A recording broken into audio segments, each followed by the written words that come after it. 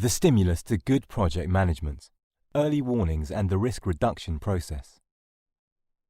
The early warning and risk reduction process is common sense risk management stripped back to its bones, with an emphasis on action. So let's explore what the contract says.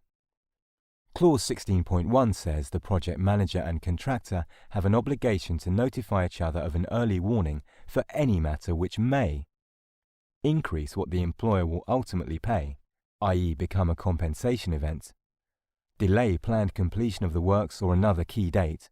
This may or may not result in a compensation event, as it could be a contractor-owned delay, or impair the performance of the works in use.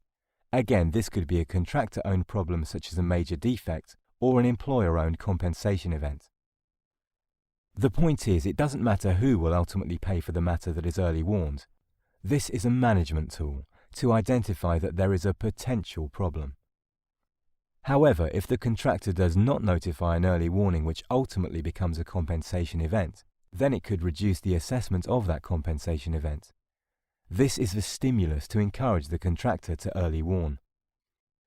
Having early warned, under clause 16.2, either party can call a risk reduction meeting.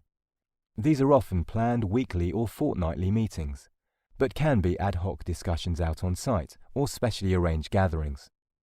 Under clause 16.3, the project manager and contractor then have this risk reduction meeting.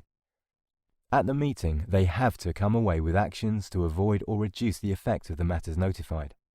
If they don't come away with actions, it is not a risk reduction meeting in accordance with the contract. Finally, under clause 16.4, it is the project manager who records the early warning and associated actions in the early warning risk register. And that is all the early warning risk register has to show: the early warning and the actions, although we do suggest dates and named individuals against each action. People then need to be held to account to do these actions, whereupon they can be removed from the register. From this brief description of the early warning and risk reduction process, we hope you agree that it is a simple common sense process to avoid or reduce the impact of risk.